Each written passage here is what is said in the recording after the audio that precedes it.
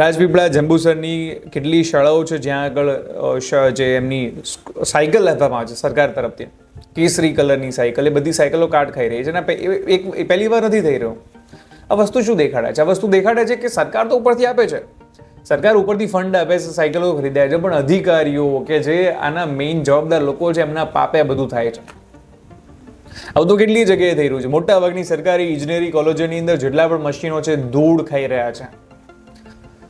જે કોલેજમાં મેં અભ્યાસ કર્યો, જીઈસી ભુજ કોલેજ, એ કોલેજની અંદર કરોડો રૂપિયાના મશીન હતા. મારા પ્રોફેસરો રાડો નાખીને મરી ગયા કે આને સરખા કરાવો, પરંતુ એ કરોડો રૂપિયાના મશીનો જે આખા કચ્છ જિલ્લામાં કોઈ જોડે નહોતા, એ ધૂળ ખાઈ રહ્યા હતા.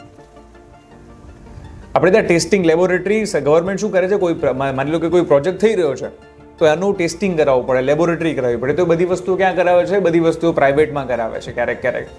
પણ એ બધું જો ગવર્મેન્ટ એન્જિનિયરિંગ કોલેજોમાં કરાવે તો, પણ ના, એવું નથી કરવું. એમાં તો શું છે, સીટો ઘટાડી દઈએ આપણે. આવું જ થઈ રહ્યું છે. કેટલી શાળાઓ છે જેમાં પાણી ભરાયા છે અને પરિણામે બાળકો જે છે ભણવા નથી જઈ રહ્યા. અને તમને શું લાગે છે, આ બધી જે વસ્તુ થાય છે એમાં કોઈને ખબર નથી હોતી?